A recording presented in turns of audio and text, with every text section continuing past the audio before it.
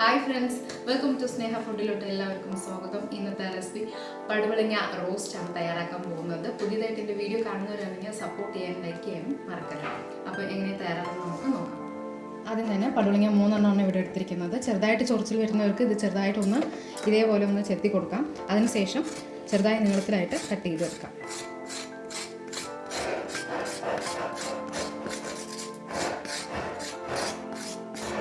ആ വെള്ളമായിട്ടുള്ളതെല്ലാം തൊലിയെല്ലാം ചെത്തി കളഞ്ഞിരിക്കണം. അപ്പോൾ ഇതിന് ചെറുതായിട്ടൊന്ന് കട്ട് ചെയ്തെടുക്കാം.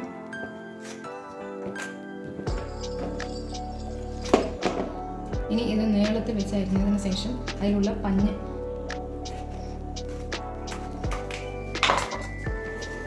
ഇതിലുള്ള പഞ്ഞെല്ലാം റിമൂവ് ചെയ്തെടുക്കാം. അതേപോലെ ഈ കുരുവ് പടുവളങ്ങയിലെ പഞ്ഞ് പോലുള്ളതും അതുപോലെ കുരുവെല്ലാം നന്നായി റിമൂവ് ചെയ്തിരിക്കണം. അപ്പോൾ ഇത് നന്നായിട്ടൊന്ന് വാഷ് ചെയ്തെടുക്കാം. പടുവളങ്ങ നീളത്തിൽ തന്നെ കട്ട് ചെയ്തെടുക്കാം. അതേപോലെ ഉരുളക്കിഴങ്ങ് കട്ട് ചെയ്യുന്ന പോലെ ചെറിയ ചെറിയ പീസാക്കി കട്ട് ചെയ്തെടുക്കാം.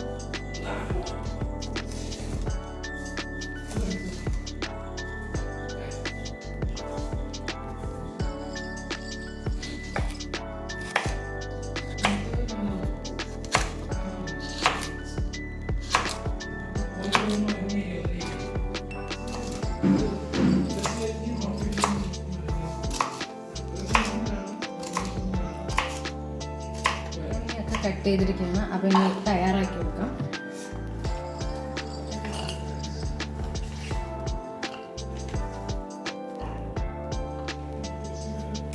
ഗ്യാസ് ഒന്ന് ഓൺ ചെയ്ത് കൊടുക്കാം. പാൻ ഒന്ന് ചൂടായി വരട്ടെ. കടായി ഒന്ന് വെച്ച് കൊടുക്കാം. ഒന്ന് ചൂടായി വരട്ടെ. 2 ടീസ്പൂൺ വെളിച്ചെണ്ണ ഒഴിച്ച് കൊടുക്കാം. വെളിച്ചെണ്ണ നന്നായി ചൂടായി വന്നിരിക്കുകയാണ്. 1/2 ടീസ്പൂൺ കടുക് ചേർത്ത് കൊടുക്കാം. കടുക് ഒന്ന് നന്നായി പൊട്ടി വരട്ടെ. 2 വറ്റൽമുളക്, വെളുത്തുള്ളി 5 അല്ലി. ഈ സമയത്ത് വളരെ ലോ ഫ്ലെയിമിൽ തന്നെ വെക്കുക. ചെറുതായി ഒന്ന് ഇളക്കി കൊടുക്കാം.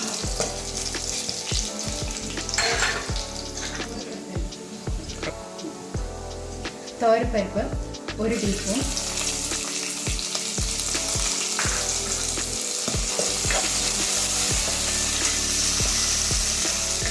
വലിയ ഒരു സവാള,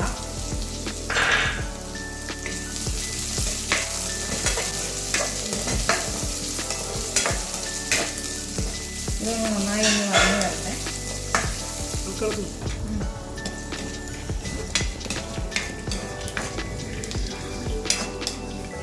ഇനി പടുവളങ്ങ ഇട്ട് കൊടുക്കാം.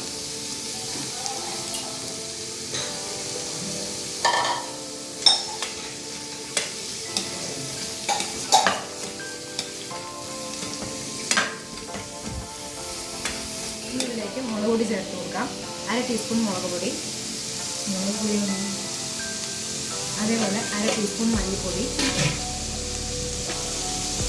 ഒരു ലേശം മഞ്ഞൾപ്പൊടി.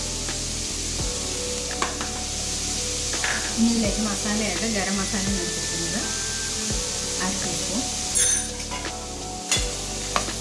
നന്നായി ഒന്ന് മിക്സ് ചെയ്ത് കൊടുക്കാം. ഇതല്ല 1/2 ടീസ്പൂൺ ഉപ്പ് ചേർത്ത് കൊടുക്കാം.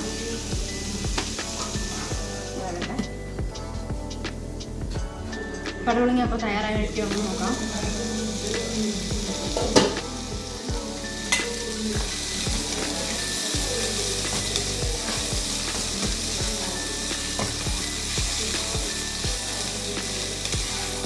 പടുവളങ്ങ ഇതാ തയ്യാറായിരിക്കുകയാണ്. അപ്പോൾ ഫ്ലെയിം ഒന്ന് ഓഫ് ചെയ്ത് കൊടുക്കാം.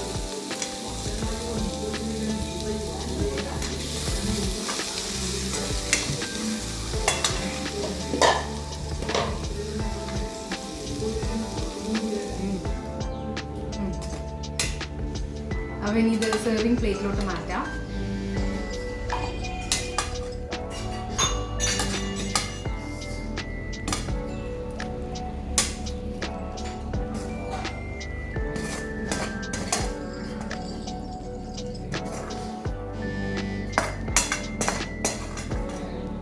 പടുവളങ്ങ റോസ്റ്റ് വേഗം സിമ്പിളായിട്ട് വേഗം തയ്യാറായിരിക്കുകയാണ്. പുതിയതായിട്ട് എൻ്റെ വീഡിയോ കാണുന്നവരാണെങ്കിൽ ഒന്ന് ലൈക്ക് ചെയ്യാനും സപ്പോർട്ട് ചെയ്യാനും മറക്കല്ലേ. അപ്പോൾ പുതിയ വീഡിയോ ആയിട്ട് വീണ്ടും കാണാം. Thank you friends. Bye friends.